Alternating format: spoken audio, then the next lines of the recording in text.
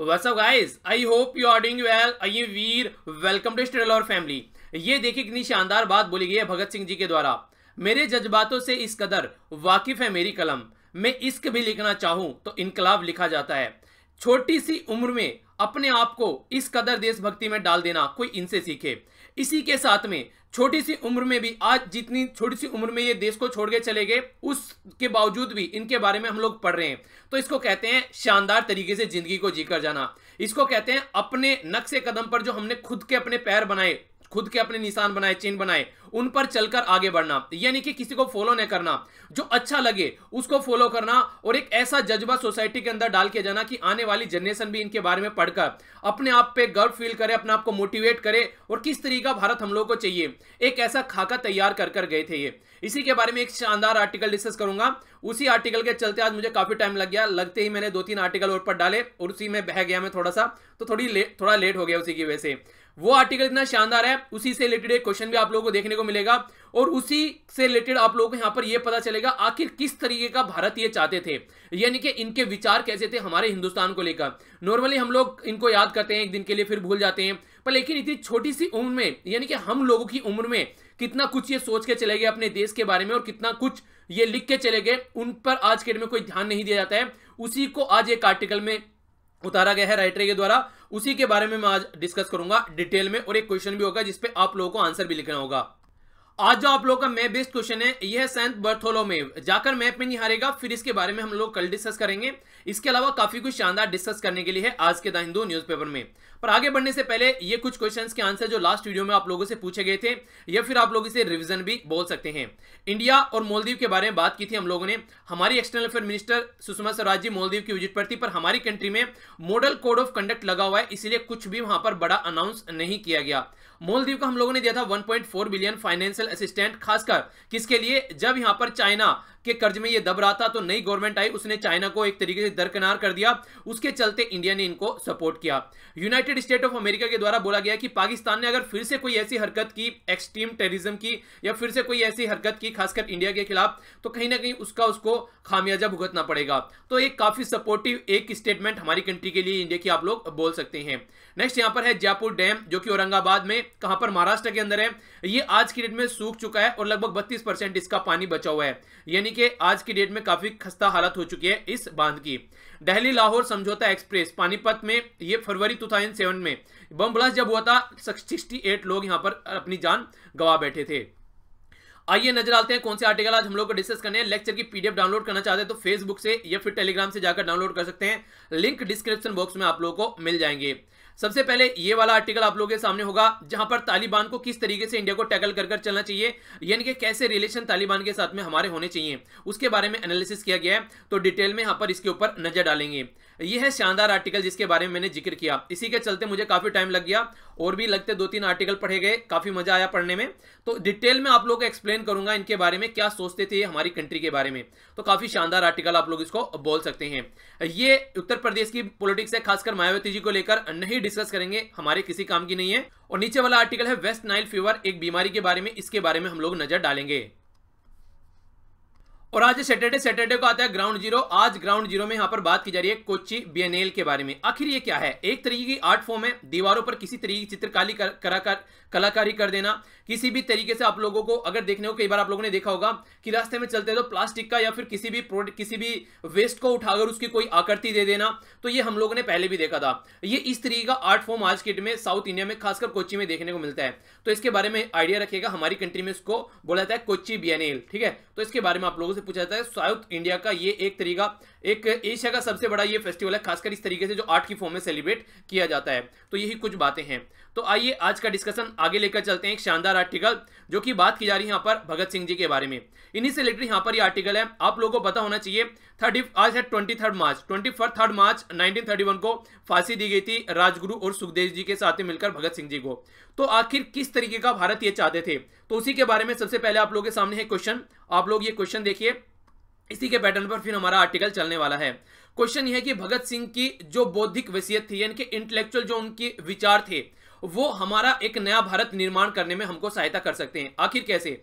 हम लोग नॉर्मली सोचते हैं बस जब भी बात करते हैं भगत सिंह जी के बारे में कि हमारी देश में से इन्होंने ब्रिटिश को मार के भगाया, एक तरीके से उस तरीके से हम लोग बस लेते हैं। रिवोल्यूशनरी आइडियाज वाला पर्सन हम लोग एक तरीके से देखते हैं। एक यहां तक कि इनको जो ब्रिटिश थे उनके द्वारा टेररिस्ट तक बोला गया था, यानी कि एक तरीके से गलत तरीके की उपाधि दी गई थी। पर लेकिन इनके जो बौद्धिक विचार थे वो भी सबसे बड़ी बात है उतनी कम एज में हम लोग उसके ऊपर नजर डालेंगे, यानी कि कैसा भारत चाहते थे ये उस एज में, अगर उसको आज के डेट में हम लोग लेकर चलें तो एक शानदार कंट्री हम लोग अपनी बना सकते हैं। तो उसी के बारे में है कंप्लीट आर्टिकल, आइए डिटेल में नजर डालते हैं। सबसे पहले ये इंपॉर्टेंट है, इसके बारे में याद रखिएगा, फांसी की सजा दी गई थी 23 मार्च 1931 को। तो ये इंपॉर्टेंट डेट कई बार पूछ ली जाती है क्वेश्चन की फॉर्म में। अब बात करते हैं इनके विचार के बारे में, क्या बिलीफ थे आखिर इनके उस यंग एज में, जिस यंग एज में हम लोग को ये नहीं पता होता कि हम लोग को अपनी लाइफ में करना क्या है, हमारा गोल क्या है। उस यंग एज में इन्होंने एक खाका तैयार कर दिया कि हमारा देश कैसा होना चाहिए, कैसा हमारा नेशन होना चाहिए और कैसा उसके अंदर नेशनलिज्म होना चाहिए। इसका एक पूरा ढांचा तैयार करके रख दिया था इन्होंने, और खासकर कई सारे लेख भी इनके द्वारा उस टाइम पर लिखे गए।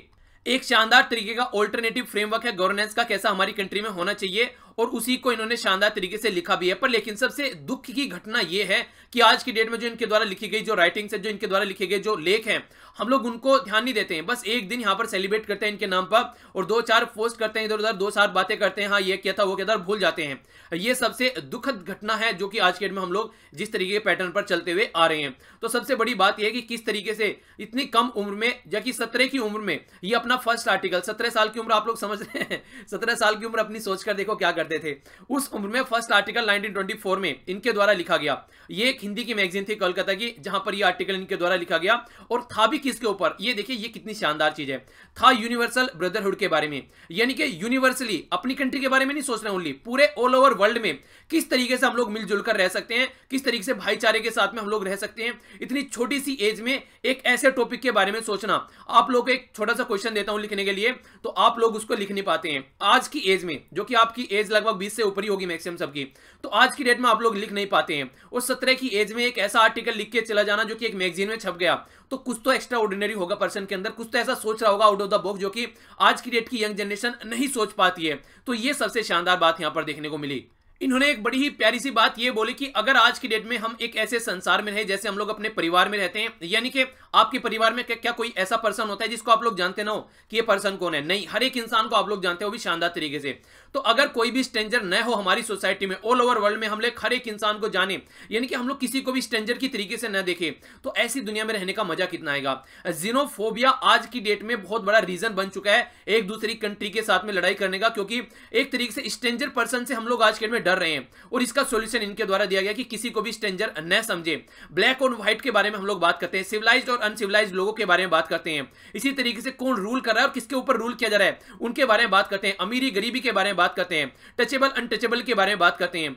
अगर ये सारी चीजें हमारी सोसाइटी में रही तो कभी भी हम लोग एक यूनिवर्सल ब्रदरहुड नहीं अपना पाएंगे, और कहीं ना कहीं ये इस तरीके की चीजों से हम लोग को सोसाइटी से उखाड़ फेंकना पड़ेगा अगर रियली में हम लोग एक अच्छी सोसाइटी बनाना चाहते हैं। आज की डेट में हम लोग पता नहीं कैसी कैसी बातें करते हैं, जात के नाम पर, रिलीजन के नाम पर, पता नहीं किन किन चीजों के ऊपर लड़ाई करते हैं, पर लेकिन नॉर्मली हम लोग नहीं बातें करते हैं तो इक्वलिटी और इक्विटी के बारे में। क्या होता है इक्विलिटी और इक्विटी? इक्विलिटी की बात करते हैं यहां पर, ये देखिए यहां पर सबके नीचे अगर किसी को उधर मैच देखना है तो सबके नीचे एक साइज का यहां पर बॉक्स रखा हुआ है, इसका मतलब है इक्विलिटी, किसी के साथ में पक्षपात नहीं किया गया। पर क्या इक्विलिटी की जरूरत है? कहीं पर तो इक्विलिटी की जरूरत है, पर लेकिन कहीं पर इक्विटी की जरूरत है। इसका मतलब क्या है? अगर इस पर्सन की हाइट इतनी है कि ये मैच देख सकता है तो इसको कोई सपोर्ट क्यों प्रोवाइड कराया जाए, इस पर्सन को थोड़ी सपोर्ट प्रोवाइड कराया जाए ताकि ये हेल्प इसको अच्छे से यहां पर दिख सके, और यहां पर फुल सपोर्ट होनी चाहिए। यानी कि जिसको जो रिक्वायरमेंट है उसके हिसाब से हम लोग काम करना चाहिए, तभी जाकर हम लोग एक ऐसी सोसाइटी बनवाएंगे जिसको आप लोग इक्विटी बोलेंगे, ना कि इक्विलिटी। और कहीं कहीं पर बहुत ज्यादा जरूरत होती है इक्विटी की, एक इक्विलिटी लाने के लिए। यानी कि अगर इस पर्सन को यहां पर हम लोग अच्छे से सपोर्ट करेंगे एजुकेशन में, हेल्थ के पॉइंट ऑफ व्यू से, तो आगे चलकर पढ़कर ये भी इस पर्सन के इक्वल आकर खड़ा हो सकता है। इस तरीके से डिफरेंस आप लोग इसको कर सकते हैं। तो बहुत ज्यादा जरूरत है आज के दिन में इक्विटी की, इक्विलिटी को सोसाइटी में लाने के लिए। और अगर कोई ऐसा कुछ करने से सोसाइटी में रोकता है, यानी कि इक्विटी लाने से रोकता है, इक्विलिटी को बढ़ाने के लिए, तो उसको पनिश करना चाहिए, ऐसा कुछ इनके द्वारा बोला गया। और साथ ही साथ में इतनी यंग एज में इस तरीके की बात बोल जाना, ये बहुत बड़ी बात है अपने ही आप में, अगर इतनी छोटी सी उम्र में कोई बच्चा ऐसी बात बोलकर यहां पर चला गया। इसी के साथ में ये बहुत ज्यादा क्रिटिक थे, यानी कि जो अनटचेबिलिटी होती है सोसाइटी में कि हाँ ये तो छोटी जात का है, हम बड़ी जात के हैं, ये सब चीजें इसके सबसे ज्यादा ये एक तरीके से अपोज करते थे। कम्युनलिज्म, यानी कि एक छोटे से ग्रुप को लेकर यहां पर बात करना, पूरी सोसाइटी को छोड़ देना, तो उसके ऊपर भी ये बिल्कुल सोचने के लिए तैयार नहीं रहते, बोलते थे ये बिल्कुल घटिया चीज है और सबसे बड़ी ये पीड़ा देने वाली चीज है हमारी देश में आज के दिन में भी। अगर आप लोग देखेंगे तो यानी कि ये सब चीजें उखाड़कर फेंक देनी चाहिए हम लोगों को अपनी सोसाइटी से, अगर हम लोग अच्छी सोसाइटी चाहते हैं तो। और सबसे बड़ी बात यह है, ये एक छोटे बच्चे थे और उस टाइम पर जो बड़े बड़े लीडर थे यानी कि लाला लाजपत राय जैसे लीडर, उनके विचारों से कई बार ये सहमत नहीं होते थे। इनके अपने खुद के विचार थे और ये कई बार क्रिटिकली उनके ऊपर पब्लिकली कमेंट करते थे, जो कि आज की डेट में आप लोगों को देखने को मिलता है। हम लोग क्या करते हैं, अगर कोई पॉलिटिकल लीडर है उसके ऊपर कमेंट करने से हम लोग एक दूसरे के पैर खींचने लगते हैं। मैंने फेसबुक पर एक छोटी सी पोस्ट की थी फेसबुक के पेज पर, वहां पर बात की गई थी चौकीदार के बारे में। तो एक वहां पर छोटा सा एक जोक टाइप का था, एक चौकीदार ने ये बोला कि मैं चौकीदार नहीं बनना चाह रहा हूं, मतलब मैं छुट्टी पे जा रहा हूं जब सब चौकीदार बन गए हैं। तो वो मैंने पोस्ट किया तो कई सारे वहां पर जजमेंटल हो गए, अपने अपने राय दे रहे हैं, सर आप तो पॉलिटिक्स में कूद रहे हैं, आप तो ये कर रहे हैं वो कर रहे हैं। देखिए एक तरीके से बीइंग ए यंग इंडियन आप लोगों को पूरा राइट है कि आप लोग भी पॉलिटिक्स के ऊपर अपने विचार रख सकते हैं। और सबसे बड़ी बात यहां पर है ये है, अगर आप लोग हिस्ट्री उठाकर देखेंगे, अगर जो लीडर जिनको हम आजादी के बाद में जो हमारी कंट्री की पॉलिटिक्स चला कर गए, अगर वो पॉलिटिक्स में नहीं आते तो देखिए कोई भी आज की डेट में इतनी अच्छी कंट्री नहीं होती हमारे साथ में। जो हम लोग एक संविधान लेकर आए वो अच्छे लोग थे जो पॉलिटिक्स में आए। तो पॉलिटिक्स गंदी नहीं है, पॉलिटिक्स में रहने वाले इंसानों के जो विचार गंदे हैं उसकी वजह से पॉलिटिक्स गंदी है। तो इसलिए कभी भी पॉलिटिक्स को एक तो गंदे तरीके से आप लोग न देखो, पहली बात। दूसरी बात यह है कि किसी को आंख बंद कर फॉलो मत करो, एक क्रिटिकल माइंड रखो, क्वेश्चन करो अगर कुछ गलत सोसाइटी में हो रहा है तो ऐसा क्यों हो रहा है। और रही मेरी बात, देखिए मैं आर्टिकल पढ़ाता हूं यहां पर, तो बिल्कुल मेरा फोकस ये रहता है कि आप लोगों को जो राइटर लिख रहा है वही मैं विचार बताऊं यहां पर। कभी भी मैं अपने विचार उसमें इंक्लूड करने की कोशिश नहीं करता हूं। थोड़ा बहुत कभी कभी अगर मुझे लगता है कुछ बताना चाहिए तो एक आध बातें बता देता हूं जो कि मुझे लगता है सही है। पर लेकिन आप लोग भी अपना इंडिपेंडेंट है, एक आजाद देश में रह रहे हैं, फंडामेंटल राइट है आप लोगों के पास में। ये जरूरी नहीं मैं जो बोलूं वो आप लोग माने, आप लोग अपने हिसाब से सोचिए मैं सही बोल रहा हूं या गलत बोल रहा हूं। अगर गलत बोल रहा हूं तो छोड़िए और सही बोल रहा हूं तो उसको अपना लीजिए। तो इस तरीके से अपने माइंड को, क्रिटिकल माइंड आप लोगों को रखना है, तभी जाकर एक अच्छा आंसर आप लोग लिख पाएंगे, एक अच्छे सिटीजन आप लोग बन पाएंगे।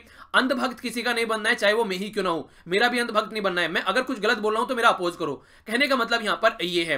तो इसीलिए मैं बोलता हूं कई सारे बच्चे पॉलिटिक्स के ऊपर कमेंट करते ही बोलने लगते हैं। तो अगर आप लोगों को लगता है कि वो गलत चीज है तो उसको इग्नोर करो, ठीक है। आप लोगों को अगर लगता है कि एजुकेशन पर फोकस देना है तो आप लोग भी एजुकेशन पर फोकस दीजिए ना, फिर क्यों उस चीज को इतना इंक्लूड करते हैं। जरा सी पोस्ट फेसबुक पर शेयर करता हूं या कोई कमेंट आर्टिकल के अंदर देता हूं, वैसे आंसर नहीं देंगे, उसके ऊपर लाइन लगा देंगे, सर एंटी बीजेपी हो गए, सर एंटी कांग्रेस हो गए, सर आप तो बीजेपी की फेवर कर रहे हैं, आप तो कांग्रेस का फेवर कर रहे हैं। यहां तक भी ऐसे ऐसे कमेंट आ रखे थे, सर आपके विचार कम्युनिस्ट धारा के हैं। वाह वो पढ़ के मेरी इतनी हंसी छुड़ी, मैंने कहा ये तो ना अगर थोड़ा सा और कुछ ज्यादा बढ़ गए यहाँ पे, ये जरा सी दिनों में मुझे बोलेंगे ये तो पार्टी लेने, ये किसी पार्टी का टिकट लेने के मुद्दे पर बात कर रहा है बंदा। मतलब हद हो गई है यार। अरे कुछ चिल मारो, थोड़ा सा अपने आप को लाइट रखो मूड। आपको लगता है कि पॉलिटिक्स हो रही है, कुछ ऐसी चीजें शेयर की जा रही है तो इग्नोर कर दो उसको, ठीक है। मैं वैसे बस इस फेज में उसको शेयर करता हूं कि आप लोगों को अच्छा लगे, थोड़ा सा माइंड फ्रेश हो जाए। और जोक था वो कुछ था ही नहीं, पॉलिटिक्स उसमें थी नहीं, एक छोटा सा जोक था उसके ऊपर, उसमें मतलब पता नहीं कहां जुड़ जाते हो जाकर। तो इग्नोर किया करो, थोड़ा सा लाइट रखा करो मूड को।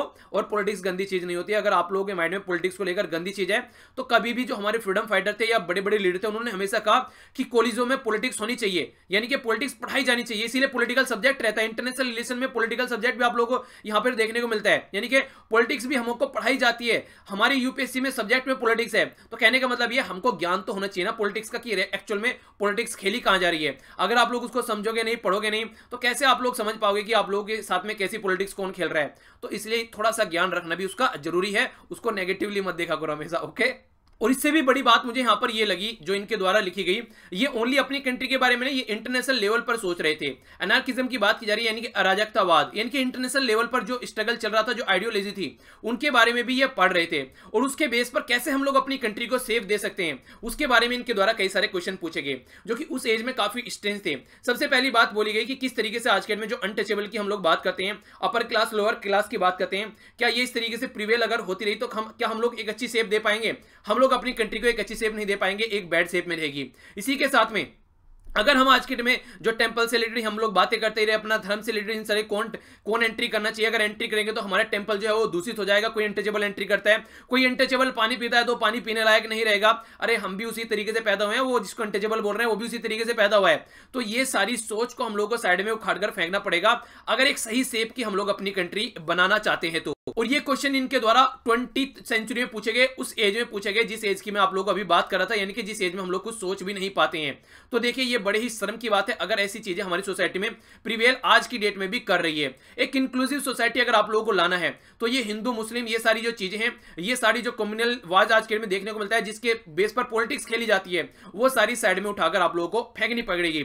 और इसी के साथ में वो कमिटेड थे एक प्लूरल और इंक्लूसिव सोसाइटी, यानी कि नरेंद्र मोदी जी का जो आज का जो नारा है ये बहुत पहले भगत सिंह जी के द्वारा दे दिया गया था। सबका साथ सबका विकास इनके द्वारा बहुत पहले बोल दिया गया था, जो कि आज के दिन में हमारे प्राइम मिनिस्टर नरेंद्र मोदी जी बोल रहे हैं। तो कहने का मतलब ये सबको साथ में लेकर चलो और सबका विकास होना चाहिए, एक ऐसी सोसाइटी हम लोग को रखनी है। इसी के साथ में इनके द्वारा जो फाउंडेशन रखा गया नौजवान भारत सभा, ये लाहौर में 1926 में बनाई गई। क्वेश्चन भी इसके ऊपर पूछा जा चुका है, तो ये कुछ एवरग्रीन क्वेश्चन है जो कि आप लोगों को याद रखना है। इन्होंने सबसे पहले बोला कि अंधविश्वास और कट्टरता जो है उसको साइड में उठाकर फेंको, अगर आप लोग चाहते हैं प्रोग्रेसिव वर्ल्ड बनाना, प्रोग्रेसिव कंट्री बनाना। तो इसके पहले इसका ये मैनिफेस्टो था इनका, यानी कि जो ये इनके द्वारा सभा बनाई गई थी इसका ये मैनिफेस्टो था, यानी कि जिसके नक्शे कदम पर ये चलने वाले थे। अंधविश्वास को बिल्कुल फॉलो नहीं करेंगे और कट्टरवादी को उठाकर साइड में फेंकेंगे। इस तरीके से ये अपने देश को आगे लेकर चलने की कोशिश कर रहे थे। और यहां तक भी इनके द्वारा बोला गया कि अगर ऐसी सोच हम लोग रखेंगे तो हम लोग कहीं ना कहीं अपने देश को बर्बाद कर बैठेंगे और ये कहीं ना कहीं हमारे अंदर भाईचारा भी नहीं लाने देगी और ये चीजें हम लोग को उखाड़कर फेंकनी पड़ेगी अगर हम लोग रियली में एक अच्छा भारत बनाना चाहते हैं तो। और ये बिल्कुल खिलाफ थे जो आज की डेट में भी हम लोग को देखने को मिलता है, रिलीजन जो कि मिक्स किया जाता है पॉलिटिक्स के अंदर। रिलीजन और पॉलिटिक्स को बिल्कुल साइड में रखो, दोनों को अलग रखो, एक दूसरे के अंदर इसको मिक्स मत करो, एक दूसरे से मतलब रिलीजन के नाम पर वोट मत मांगो। कहने का मतलब यहां पर यह है, दोनों में अंदर डिफरेंस रखो ताकि अलग अलग तरीके से उसको एंजॉय कर सको, क्योंकि रिलीजन को लेकर बहुत सारे हम लोगों के अंदर डिफरेंस हो सकते हैं पर पॉलिटिक्स को लेकर हमारे अंदर इतने डिफरेंस देखने को नहीं मिलेंगे। इसीलिए जो पॉलिटिशियन है वो हमारे अंदर डिफरेंस क्रिएट करने के लिए रिलीजन को पॉलिटिक्स में घुसा देते हैं। समझ रहे हैं क्या शब्द मेरे द्वारा अभी बोला गया? रिलीजन के अंदर बहुत सारे डिफरेंस हैं, आप लोग रिलीजन के ऊपर लड़ाई कर सकते हैं पर अगर रिलीजन को साइड में रखकर पॉलिटिक्स आप लोग देखेंगे उसमें इतने डिफरेंस नहीं देखने को मिलेंगे। रीजन ये है कि हर एक इंसान को जॉब चाहिए, हर एक इंसान को एजुकेशन चाहिए, हर एक इंसान को हेल्थ चाहिए। तो वहां पर अगर रिलीजन घुसेड़ा जा रहा है और ये सारी चीजें जो हेल्थ, एजुकेशन और एक अच्छे इन्वायरमेंट की बात करते हैं वो साइड में उठाकर फेंकी जा रही है। रीजन यही है कि रिलीजन के नाम पर लड़ा दिया जाता है और जिन चीजों की जरूरत है उन पर बात ही ना करनी पड़े, ये फंडा रहता है। इसीलिए इन्होंने बोला था दोनों को अलग रखो ताकि एक अच्छी सोसाइटी हम लोग देखने को मिले जो कि अपने राइट के बारे में बात करें, हेल्थ और एजुकेशन के बारे में बात करें। और यही बात यहां पर बोली जा रही है कि देखिए अगर जो ट्रू वेल विशर है यहां पर आज के डेट में भगत सिंह के, वो इनके प्रिंसिपल को फॉलो करेंगे, वरना जो आज के डेट में हम लोग जिस पाथ पर जा रहे हैं वो एक सुसाइडल पाथ है, यानी कि रिलीजन, कास्ट, इन सब जो लड़ाई कर रहे हैं वो एक तरीके से सुसाइड करने के बराबर है। जो पवित्र जो चीजें इनके द्वारा लिखी गई थी उनको हम लोग को सुनना चाहिए और उनको इंप्लीमेंट करना चाहिए, तभी जाकर एक सही डायरेक्शन में हम लोग चल पाएंगे। और जब बात करते हैं पॉलिटिक्स की तो इन्होंने बोला था कि देखिए रिलीजन को पॉलिटिक्स से अलग करो, ये तो बोला था। इसी के साथ में लाला लाजपत राय जी जो उस टाइम पर एक बहुत ही बड़े लीडर हुआ करते थे, उनको भी इन्होंने एक तरीके से पब्लिकली क्रिटिसाइज किया और डिसएग्री रहे उनके सामने और पब्लिकली कमेंट करने के साथ साथ में एक यंग जो तबका है सोसाइटी का वो भी इनके विचार से सहमत था जब इनके द्वारा कुछ बातें रखी गई। यानी कि कहने का मतलब यहां पर ये इनके द्वारा ये बोला गया कि लाला जी भी आज की डेट में कहीं ना कहीं जो हिंदू सभा और अदर कम्युनल फोर्सेज के साथ में मिल रहे हैं, कहीं ना कहीं वो भी अपने पाथ से भटक रहे हैं। एक ऐसे लीडर के खिलाफ इनके द्वारा जो कमेंट किए गए और यंग जनरेशन इनके साथ में आकर जुड़ी, तो ये एक बहुत बड़ी बात आप लोग यहां पर बोल सकते हैं। इनके विचारों में कुछ तो दम था जो साथ में आकर लोग खड़े हो गए इनके। तो इस तरीके से इसको समझने की कोशिश कीजिए। अगर बात करें इंटरनेशनल रिवॉल्यूशनरी स्ट्रगल के बारे में तो उसके बारे में भी इनके पास खूब अवेयरनेस थी। यानी कि अराजकता की अगर बात की जाए, आज जो 1928 में इनके द्वारा एक शानदार किताब लिखी गई, शानदार एक एसे लिखा गया, उसमें बोला गया व्हाई आई एम एथिस्ट, यानी कि मैं नास्तिक क्यों हूं। ये बहुत बार पूछा जा चुका है कि किसके द्वारा ये लिखा गया ऐसे, तो ये लिखा गया था भगत सिंह जी के द्वारा कि व्हाई आई एम एथिस्ट, यानी कि मैं नास्तिक क्यों हूं, मैं किसी रिलीजन में विश्वास क्यों नहीं करता हूं। क्योंकि रिलीजन को नेगेटिवली यूज किया जाता है पॉलिटिक्स खेलने के लिए। रिलीजन एक सही चीज है अगर उसे इफेक्टिवली इंप्लीमेंट किया जाए, पर लेकिन उसको गलत तरीके से लोगों को लड़ाने के लिए भी यूज किया गया है। जिस तरीके से ब्रिटेन के द्वारा पॉलिटिक्स खेली गई उस टाइम पर, यानी कि अंग्रेजों के द्वारा फूट डालो शासन करो की जो नीति थी, डिवाइड एंड रूल, वो भी इसी के ऊपर यहां पर बेस थी जिससे ये चिढ़ते थे। इस तरीके से आप लोग देखते हैं कैसे इंसान थे जिन्होंने पॉलिटिक्स के ऊपर बोला, सोसाइटी के ऊपर बोला, रिलीजन के ऊपर बोला और एक गुड फेथ के बारे में भी इनके द्वारा बात देखने को मिली, यानी कि गॉड में क्या फेथ है उसके द्वारा भी इनके द्वारा बोला गया। तो जिस तरीके से आप लोग बोलते हैं सर पॉलिटिक्स के ऊपर कमेंट नहीं किया कीजिए, आप लोगों को पता होना चाहिए पॉलिटिक्स के बारे में। जो इतनी यंग जनरेशन में ये अपने विचार रखा गए, आप लोगों को पता होना चाहिए कि आपकी कंट्री कैसी होनी चाहिए, आप लोगों को भी उसके बारे में सोचना चाहिए कि हमारा देश कैसा होना चाहिए, हमारा भारत कैसा होना चाहिए जिसमें आने वाली जनरेशन को रहना है। तो जो राइटिंग इनके द्वारा लिखी गई थी उसको हम लोग को ऑब्जर्व करना चाहिए। आज के डेट में हम लोग अपोजिट डायरेक्शन में जा रहे हैं, वरना जिस तरह की थिंकिंग है वो हम लोग को डिस्ट्रॉय कर देगी। एक पर्टिकुलर थिंकिंग पर रखकर हम लोग जिस तरह की हरकतें करते हैं, रिलीजन के नाम पर लड़ते हैं, कास्ट के नाम पर लड़ते हैं, जो जरूरत होती है उनके बारे में हम लोग बात नहीं करते हैं, और एक तरीके का जो इन्वायरमेंट बना हुआ है वो हम लोग को यहाँ पर बर्बाद करके रख देगा अगर हम लोग इसी पैटर्न में चलते रहे तो। यानी कि बोला गया सीधा सीधा आज के डेट में हम लोग बिजी, यानी कि उस टाइम पर इनके द्वारा बोला गया कि हम लोग बिजी हैं भगवान के बारे में बात करने के लिए, स्वर्ग और नर्क के बारे में बात करने के लिए, क्या आत्मा होती है, क्या भगवान होता है, आत्मा परमात्मा में लीन हो रखे हैं हम लोग। पर लेकिन जो यूरोपियन कंट्री है वो रिसर्च एंड डेवलपमेंट कर रहे हैं, अच्छे अच्छे अपने इन्वेंशन वो लेकर आए हैं, अच्छी अच्छी खोज कर रहे हैं, वो कहां से कहां पहुंच गए, हम लोग क्या कर रहे हैं, हम लोग रिलीजन के नाम पर लड़ रहे हैं। तो वो जो सारी चीजें थी उसके बारे में भी इनके द्वारा बोला गया कि कैपिटलिस्ट दिखती है हम लोग को बस यूरोपियन कंट्री, जो आज की डेट में वो कर रहे हैं उनके बारे में तो देखो कितना शानदार तरीके से वो आगे बढ़ रहे हैं। पर लेकिन हम लोग क्या कर रहे हैं, हम लोग रिलीजन कास्ट और इनके नाम पर डिवाइड है, वो एक अच्छा काम भी कर रहे हैं तो उसको भी हम लोग इग्नोर कर रहे हैं। यानी कि अगर आप लोगों को बुरे लोग मिल रहे हैं तो उसके अंदर भी आप लोगों को अच्छे काम ढूंढ लेने चाहिए। पर लेकिन हम लोग राम नाम के गुण गाने में अल्लाह भगवान के नाम पर बस लगे हुए हैं, और जो एक तरीके से अलग थलग पड़े हुए हैं वर्ल्ड से, हम लोग को पता ही नहीं है एक्चुअल में चल क्या रहा है। तो ये तमाम जो मुद्दे उनके द्वारा उस टाइम पर रखे गए, आज की डेट में भी ये एक रिवोल्यूशनरी आइडिया है, हमारे वर्ल्ड को एक जरूरत है आज के डेट में भी, पूरी कंट्री को भी इसकी, और खासकर ये रेड बीकन की तरह एक न्यू इंडिया का आगाज करेंगे अगर हम लोग इनको इंप्लीमेंट करते हैं तो। ये था कंप्लीट आर्टिकल। कई बार ऐसे आर्टिकल पूछे जाते हैं कि क्या हम लोग महात्मा गांधी जी की सोच की जो उस टाइम पर सोच थी आज के डेट में इंप्लीमेंट कर सकते हैं, या फिर किसी पर्टिकुलर डर के बारे में। तो ये आप लोगों के सामने पूरा एक एनालिसिस है एक आर्टिकल का, जो कि आप लोगों को यहाँ पर पता होना चाहिए, और इसके बारे में आप लोगों को बिल्कुल क्लियर कट क्वेश्चन आए तो आंसर आप लोग लिख सकते हैं इनके विचार के बारे में भी। नेक्स्ट जो आर्टिकल है यहाँ पर इंडिया का किस तरीके से एंगेजमेंट होना चाहिए अफगानिस्तान के अंदर। अफगानिस्तान एक पड़ोसी देश है, अगर आप लोग देखेंगे ये यहाँ पर एग्जैक्ट अफगानिस्तान है। अगर यहाँ पर हम लोग को जाना है तो पाकिस्तान से होते हुए जाना पड़ेगा। अभी चाबार पोर्ट हमारे द्वारा डेवलप किया गया, इंडिया से यहाँ पर ईरान जाना है, ईरान से अफगानिस्तान जाना है, अफगानिस्तान से सेंट्रल एशिया के साथ में हम लोग कनेक्ट कर सकते हैं, जो कि एक रिसोर्सफुल एरिया है। तो इसलिए भी अफगानिस्तान हमारे लिए काफी इंपॉर्टेंट है। अफगानिस्तान में शांति रहेगी तो कहीं ना कहीं एक तरीके से इधर शांति और इधर शांति, बीच में अगर थोड़ा सा उछल कूद भी हो रही है तो फिर भी हम लोग कंट्रोल कर पाएंगे, जो कि पाकिस्तान आप लोग बोल सकते हैं। तो कहने का मतलब यहां पर ये हो गया, अफगानिस्तान में शांति रहना हमारी कंट्री के लिए काफी जरूरी है। अगर अफगानिस्तान में शांति नहीं रहेगी तो काफी कंट्री के साथ में हमारे रिलेशन भी अच्छे नहीं रहेंगे, और वैसे ही काफी उबड़ खबड़ रहती है इस पर्टिकुलर एरिया में। तो उसी के बारे में आर्टिकल लिखा हुआ है। आज की डेट में अगर आप लोग देखेंगे तालिबान का जो फंडा चल रहा है और इंडिया की जो फॉरेन पॉलिसी है यहाँ पर अफगानिस्तान से रिलेटेड, वो यहाँ पर डिनायल, एंगर, इसके अलावा बार्गेनिंग, डिप्रेशन और एक्सेप्टेंस, ये कई सारी चीजों से होकर गुजर रही है। कहीं पर इससे रिलेटेड गुस्सा देखने को मिलता है, कहीं पर बार्गेनिंग, कहीं पर डिप्रेशन, तो कहीं पर एक्सेप्टेंस, यानी कि कहीं पर लोग इसको एक्सेप्ट भी करते हैं। ऐसी कंडीशन है। बहुत सारे लोग ऐसे थे जो पहले बोलते थे तालिबान के साथ में बात नहीं करेंगे, पर आज के डेट में Russia, USA, UAE, Qatar, Saudi Arabia, हर एक इंगेज है यहाँ पर तालिबान के साथ में, और पाकिस्तान के साथ में भी इनडायरेक्ट वे में। क्यों?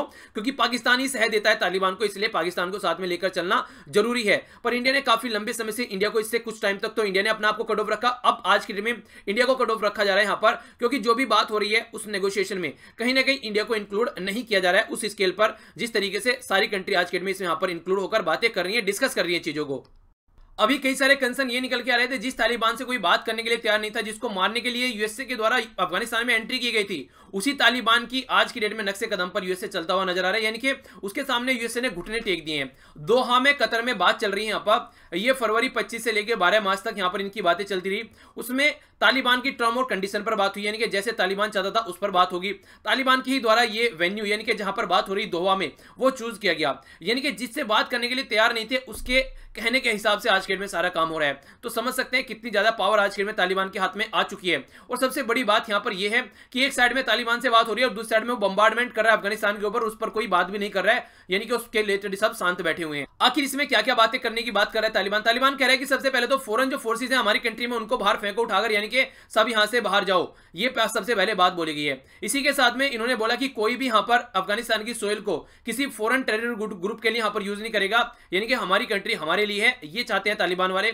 इसी के साथ में एग्रीमेंट है सीज फायर के लिए, इंटर अफगानिस्तान डायलॉग के लिए, तब जाकर यहां पर तालिबान की एंगेजमेंट के बारे में बात करनी चाहिए। यानी कि इससे पहले ये एक सील्ड तैयार कर रहे हैं तालिबानी कि पहले इन मुद्दों पर बात करो, उसके बाद में आप लोग हमारे बारे में बात करना। ये वही तालिबान है जिससे कोई बात करने के लिए तैयार नहीं था, आज के डेट में उसकी टर्म एंड कंडीशन पे लोग बात कर रहे हैं। तो इससे समझ में आता है कि किस तरीके से आज के डेट में तालिबान का कब्जा हो चुका है एक एरिया के ऊपर। सबसे बुरी बात यहां पर जो है वो ये है, यहां पर इग्नोर किया जा रहा है डेमोक्रेटिकली इलेक्टेड गवर्नमेंट जो कि तालिबान के अंदर है, वो सॉरी अफगानिस्तान के अंदर है, उसको कोई काउंट ही नहीं कर चल रहा है। जब तालिबान से बात करें तो गवर्नमेंट को कोई बुला ही नहीं रहा है। तो ये सबसे बुरी कंडीशन है, कुछ में बुला नहीं रहे और कुछ में खुद नहीं जा रहे हैं। तो ये कंडीशन सबसे खराब है, जिनका वहां पर एक तरीके से प्रेजेंट होना जरूरी था यहां पर इस कंडीशन को हैंडल करने के लिए। अगर देखा जाए हम अपनी कंट्री के बारे में बात करें तो कहीं ना कहीं हमारे अंदर भी एक बेचैनी है, क्योंकि एक तरीके से इंडिया का रोल यहां पर काउंट नहीं किया जा रहा है, जो कि काउंट होना चाहिए था अगर देखा जाए तो।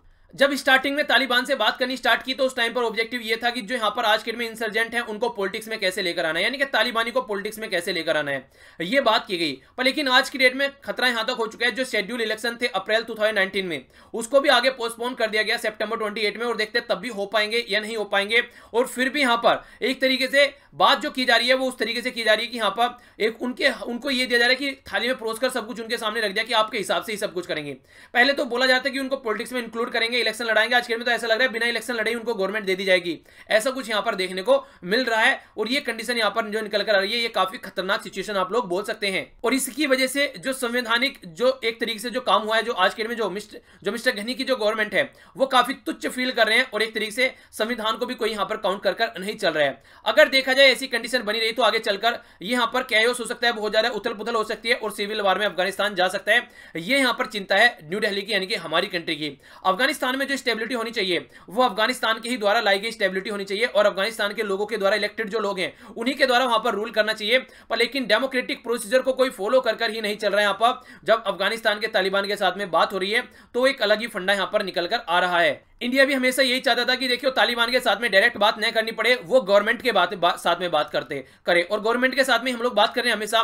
तो अगर तालिबान गवर्नमेंट में आकर बैठ जाते हैं तो इससे देखिए हमारे लिए फायदा रहेगा, हम गवर्नमेंट के साथ में बात कर रहे हैं डायरेक्ट वे में, ना कि तालिबान के साथ में। तो अगर तालिबान भी यहां पर पॉलिटिक्स में आता है और वो गवर्नमेंट बनकर आता है तो इस तरीके से हम लोग फिर भी गवर्नमेंट के साथ में ही बात करेंगे, चाहे वो तालिबान की फॉर्म में क्यों ना हो, क्योंकि वो जनता के द्वारा चुनी गई गवर्नमेंट होगी। पर लेकिन कहां तक ये पॉसिबल हो पाएगा। इंडिया का एक स्पेशल स्टेटस है, अगर आप लोग देखेंगे अफगानिस्तान के अंदर, अफगानिस्तान के थाउजेंड्स ऑफ अफगानिस्तान जो स्टूडेंट्स हैं वो हमारी कंट्री में स्टडी करते हैं। इसी के साथ में जो यूथ है और जो वुमेन है वो हमारे डेवलपमेंट को सपोर्ट करती है अफगानिस्तान के अंदर में। बहुत सारे अफगानिस्तान के जो मिलिट्री ऑफिसर्स हैं वो हमारी कंट्री में ट्रेन किए जाते हैं। तो इस तरीके से आप लोग देखते हैं। इसी के साथ में जो 17 प्रेसिडेंशियल जो टिकट दिए गए हैं वो कहीं ना कहीं इंडिया के फ्रेंडली नेचर के साथ में इन्फ्लुएंस है, और वो हमारे साथ में मिलकर काम करना चाहते हैं। यहां तक भी सजेशन दिया गया कि जब तक यहां पर इलेक्शन नहीं होते हैं तब तक ग्रांड इसको बोलते हैं JIRGA जिरगा। ये क्या होता है जिरगा एक तरीके का यहाँ पर असेंबली होती है जहां पर सब लोग मिलकर काम करते हैं, सब लोग मिलकर एक कंसेंसस पर आते हैं, यानी कि एक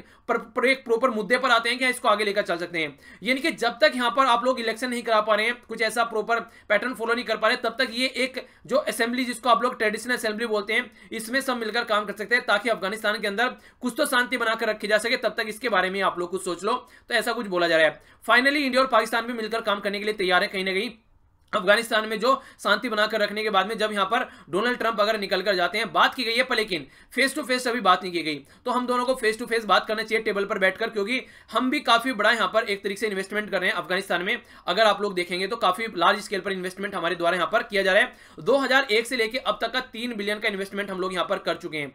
तो इस तरीके से हम लोग को भी यहां पर पार्टिसिपेट कर और बिग पिक्चर लेकर हम लोग को चलना चाहिए। हालांकि अब तक हम लोग को निराशा हाथ लगी है तालिबान के साथ में बात करने की जो मुहिम चल रही है उससे रिलेटेड, पर लेकिन आगे हम लोग को अपना बिग पिक्चर रखना चाहिए। खासकर रिलेशनशिप अफगानिस्तान के लोगों के साथ में हमारे अच्छे हैं तो वो और अच्छे होने चाहिए, क्योंकि ग्राउंड लेवल पर लोग रहते हैं, उनके साथ में अच्छे रिलेशन रहेंगे, और वही जब जनता को चुनकर भेजेंगे तो उनके द्वारा चुनी गई जनता भी यहां पर अच्छी रहेगी। तो उस तरीके से आप लोग एक पॉजिटिव स्टेप यहां पर बोल सकते हैं। तो जनता के साथ में जो रिलेशन हम लोग को वो मेंटेन रखने चाहिए। तो ये यहां पर सबसे बड़ा एक बिग पिक्चर बोली जा रही है जो कि हम लोग को लेकर चलनी चाहिए। और फिलहाल हम लोग को कोई लेक ऑफ एम्बिशन नहीं दिखानी चाहिए, क्योंकि आगे तालिबान भी आएगा तो उसके साथ भी हम लोग बात करेंगे। अगर हम लोग अपनी एम्बिशन जो है उसको हम लोग कम नहीं करेंगे और इसी तरीके से हम लोग अच्छे पैटर्न पर चलते हुए नजर आएंगे तो, पर लेकिन आसान नहीं होगा इस तरीके से सिचुएशन को हैंडल करना, ये भी बात आप लोग बोल सकते हैं।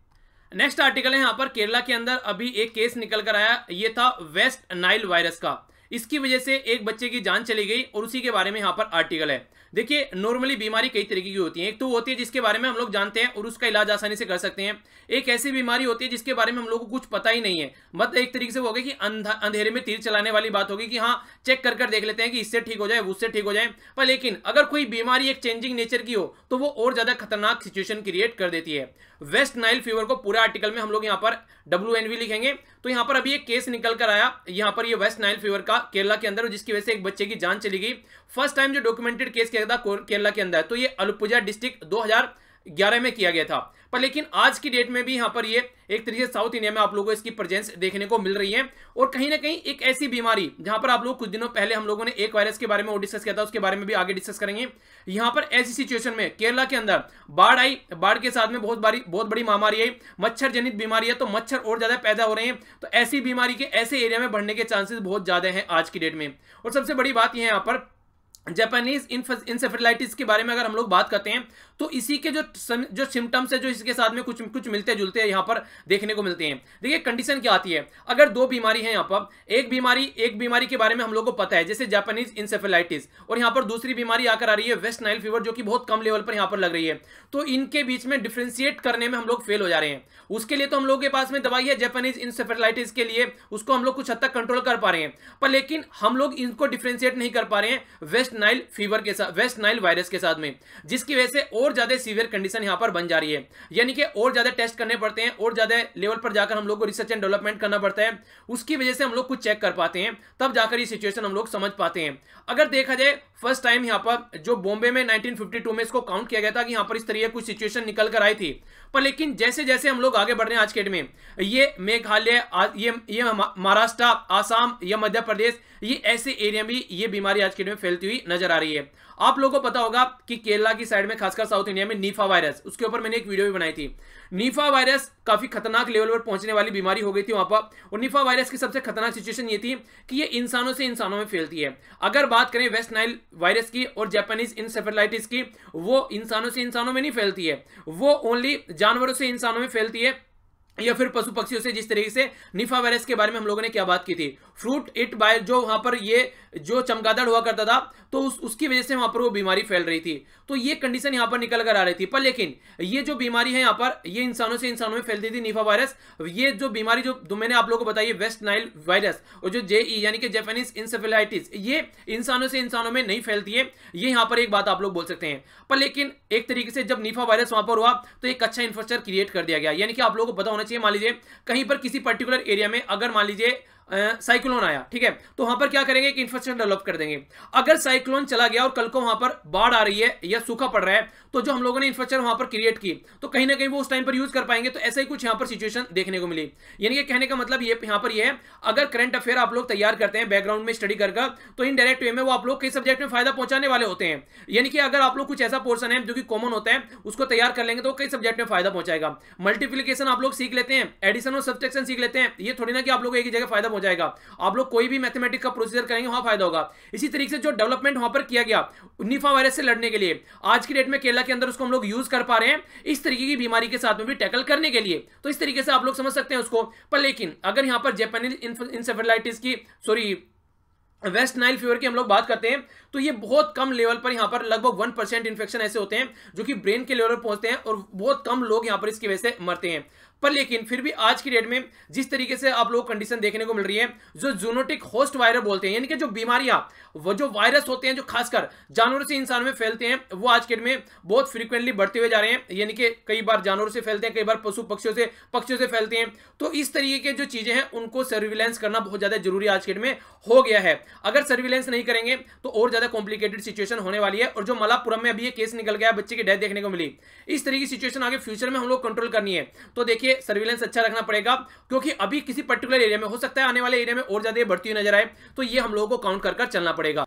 नॉर्मली यहाँ पर ये पिक्चर भी आप लोग देखते हैं, यहाँ पर मच्छर जनित बीमारी है। मच्छर मान लीजिए चिड़िया के कांटेक्ट में आती है और फिर से चिड़िया एक यहाँ पर फिर से दूसरा मच्छर इसको काटता है और फिर ये इंसानों के जाकर काटता है मच्छर। तो इस तरीके से ये इनडायरेक्ट वे में एक मिक्सचर आप लोग यहाँ पर देखने को मिलता है। जब इंसान तक पहुंचती है ये ऐसी बीमारी, तो एक खतरनाक रूप यहाँ पर ले लेती है। तो फीवर, सर में दर्द, बॉडी में कई सारे निशान आप लोगों को देखने को मिलेंगे, स्वेलिंग देखने को मिलेगी, कई सारी चीजें ऐसी निकलकर यहाँ पर आती है। और खासकर वो जो लोग जो खासकर ज्यादा एज के हो चुके हैं, उनके ऊपर खासकर जो बच्चे रहते हैं, खासकर जो नए बच्चे रहते हैं, यानी कि जो बच्चे अभी पैदा हुए हैं जिनका इम्यून सिस्टम अच्छा नहीं है, उनके ऊपर ये बीमारी काफी लार्ज स्केल में इंपैक्ट डालती है। नंबर जो डेज है यहाँ पर लगभग जो सिम्टम्स काउंट होने में लगते हैं, वो 3 से 14 दिन के अंदर अंदर यहाँ पर पता चलता है। तो इस तरीके से कुछ बातें भी हैं जो आप लोग इसके बारे में आइडिया रख सकते हैं। एक सुझाव है आप लोगों के लिए, देखिए कभी भी आज के डेट में कोई भी प्रॉब्लम देखने को मिलती है ना, तुरंत डॉक्टर से कॉन्टैक्ट करो, क्योंकि पता नहीं कैसी कैसी बीमारी आज की डेट में है, तो लापरवाही किसी की जान ले सकती है। ये बात आप लोग जरूर याद रखिए। ओके, आइए आगे बढ़ते हैं, बात करते हैं यहाँ पर न्यूज एनालिसिस के बारे में। काफी इंपॉर्टेंट है, यहां पर बात की जा रही है फॉरेस्ट एक्ट 1927 के बारे में। 1927 फॉरेस्ट एक्ट जो कि अंग्रेजों के जमाने का एक्ट है, इसको चेंज करके ये इंडियन फॉरेस्ट एक्ट 1929, इसमें क्या किया जा रहा है, ये किया जा रहा है कि 2019 में इसमें ये करने की कोशिश की जा रही है कि जो फॉरेस्ट के जो ऑफिसर हैं उनको और ज्यादा पावर दी जाए, उनके हाथ में और ज्यादा पावर हो वारंट करने की, इशू जारी करने की, इसी के साथ में सर्च वगैरह जुडिक्शन उनके हाथ में दी जाए, ताकि और लार्ज स्केल पर हम लोग सिचुएशन को कंट्रोल कर सकें फॉरेस्ट से रिलेटेड जो आज के में प्रॉब्लम निकल कर आ रही है उनके बारे में। ओके, आगे चलते हैं। नेक्स्ट यहां पर बात की जा रही है यूके और यूरोपियन यूनियन के बीच में सहमति हो रही है कि जो ब्रेक्जिट डील है उसको 22 मई तक यहां पर इसको पोस्टपोन कर दिया जाए, पर लेकिन अगर फेल हुए इसको पास करने में एमपीज के द्वारा यहां पर यूके के अंदर, तो फिर यहां पर इसको 12 अप्रैल तक ही पोस्टपोन कर पाएंगे। तो देखते हैं कैसे इसको पोस्टपोन यहां पर ये कर पाते हैं। मारुति सुजुकी के द्वारा जो सबसे शानदार कार अब की बार जो बेची गई है वो है ऑल्टो बेची गई है, और ये इंफॉर्मेशन दी गई है किसके द्वारा, ये society of Indian automobile manufacturer, तो यहां पर SIAM। तो ये ऐसे क्वेश्चन आप लोगों से कई बार पूछे जाते हैं अगर कोई सर्वे कोई करता है तो। इटली फर्स्ट कंट्री बन गई है G7 कंट्री की जिसने belt and road initiative China का ज्वाइन करने की कगार पर है, यानी कि ज्वाइन कर लिया है। अब तक कोई भी वेस्टर्न कंट्रीज को ज्वाइन करने के लिए तैयार नहीं थी, क्योंकि ये कहीं ना कहीं दादागिरी दिखाता है वेस्टर्न वर्ल्ड में, जो वेस्टर्न वर्ल्ड के ऊपर चाइना की, जिस तरीके चाइना आज के में आगे बढ़ रहा है, तो इसलिए कहीं ना कहीं इसको हर टाइम इग्नोर किया जाता। पर लेकिन अब यहाँ पर वेस्टर्न वर्ल्ड की कंट्री भी इसको ज्वाइन कर रहे हैं, तो एक बड़ी बात है यहाँ पर। ओके, नेक्स्ट यहाँ पर ये पॉलिटिक्स से रिलेटेड न्यूज है। यहाँ पर अभी ये पॉलिटिशियन थे जिनके भी डेथ हो गई, यहाँ पर कर्नाटका के मिनिस्टर थे CS शिवल्ली, ठीक है, तो इनका नाम आप लोग याद रख सकते हैं। आगे बढ़ता हूं। नेक्स्ट यहाँ पर ये न्यूज कर्नाटका से निकल कर आ रही है। ओला टैक्सी के बारे में आप लोगों ने कई बार सुना होगा। ये ओला टैक्सी ये आज की डेट में कई सारी सर्विस और प्रोवाइड कराते हैं, तो उसी के बारे में यहाँ पर बात की जा रही है, जैसे कि बाइक टैक्सी वाली बात हो गई, ठीक है। तो ये इलीगल तरीके से कर्नाटका के अंदर इसको यूज कर रहे थे, जबकि कई सारी वार्निंग जारी की गई थी। अब 6 महीने का इनके ऊपर लाइसेंस रद्द कर दिया गया, इनके ऊपर बैन लगा दिया गया, 6 महीने तक ये यहाँ पर यूज इसको नहीं कर पाएंगे। तो ये इस तरीके से इलीगल तरीके से जो एक्टिविटी हो रही है उसको रोकने के लिए ये स्टेप उठाया गया है। नेक्स्ट यहाँ पर आप लोगों से एक कंट्री पूछी थी, जो कि यहाँ पर लोकेशन आप लोगों के सामने यहाँ पर ये सेंट लूसी का, ठीक है, तो इसके बारे में पता होना चाहिए। और हाँ, कई बार आप लोगों को ये सेंट लिखा होता है, जिसे यहाँ पर देखिए सेंट ST लिख देते हैं, ठीक है ना। तो सेंट लूसिया जो यहाँ पर ये सेंट को ST लिख दिया और लूसिया यहाँ पर लिखा हुआ है। ये यहाँ पर हो गया आप लोगों के सामने गल्फ ऑफ मैक्सिको, यहाँ पर आप लोग देखते हैं इसको, और यहाँ पर ये USA हो गया। तो यहाँ पर लोकेशन देखते हैं नीचे वेनेजुला, यानी कि साउथ अमेरिका कॉन्टिनेंट हो गया। ओके, तो हल्का सा आइडिया रखिए। इसके अलावा अगर बात करें इसकी करेंसी की, ये है यहाँ पर ईस्टर्न कैरेबियन डॉलर, और बात करते हैं अगर करेंसी की है कास्ट्रीज, तो इसके बारे में हल्का सा आइडिया रखते हैं। कैरेबियन कंट्री है और ये हो गया इसका फ्लैग। आइए नजर डालते हैं आज के क्विज के ऊपर, जो कि आप लोगों को अटेम्प्ट करना है। भगत सिंह जी के बारे में बात की जा रही है। 17 की उम्र में इनका फर्स्ट आर्टिकल पब्लिश किया था, ठीक है ना। तो ये पब्लिक जो आर्टिकल इनका द्वारा पब्लिश किया गया था, वो ईयर आप लोगों को बताना है, ईयर कौन सा था। भगत सिंह जी यहाँ पर क्रिटिक थे, काफी अनटचेबल, एक तो बात ये होगी, और दूसरा क्या है यहाँ पर जो काफी है जिसको अपोज करते थे और बोलते थे सोसाइटी के लिए अच्छा नहीं है। भगत सिंह जी के जो आइडिया थे वो कमिटेड थे, किस चीज को लेकर यहाँ पर कमिटेड थे, ये एक अच्छा आर्टिकल आप लोग लिख सकते हैं, इसलिए यहाँ पर ये बात की जा रही है। नौजवान भारत सभा जो इनके द्वारा क्रिएट की गई थी, ये कहां पर क्रिएट की गई थी, 1926 में, ये आप लोगों को बताना है। मारुति सुजुकी के द्वारा कौन सा इसका प्रोडक्ट सबसे ज्यादा बेचा गया, जो कि यहां पर अभी रिपोर्ट निकल कर आई। कौन सी G7 कंट्री के द्वारा बेल्ट एंड रोड इनिशिएटिव को ज्वाइन करने की बात की गई है। हमारी कंट्री में इंडियन फॉरेस्ट एक्ट ये 2019 है, कौन से को चेंज करने वाला है, कौन सा एक्ट है जिसको ये चेंज करने वाला है, उसका ईयर आप लोगों को बताना है। ये था टोटल आज का डिस्कशन। आई होप कि आप लोगों को लेक्चर पसंद आएगा। पसंद आता तो लाइक करना मत भूलिएगा, नहीं पसंद आता तो डिसलाइक करने का भी पूरा हक है। क्वेश्चन के आंसर जो दिए गए हैं उनका आंसर जरूर दिएगा, कुछ क्वेश्चन आप लोगों से पूछा गया है। इसी के साथ में आसपास सफाई रखिए, पानी और पेड़ पौधों सेव कीजिए, पॉलिथीन और प्लास्टिक वगैरह बिल्कुल यूज नहीं करना है। तो आज के लिए इतना ही, मिलता हूं नेक्स्ट लेक्चर में। बड़ों का नमस्ते, छोटों को प्यार, छोटी सी लाइफ एंजॉय करो यार। तब तक के लिए जय हिंद।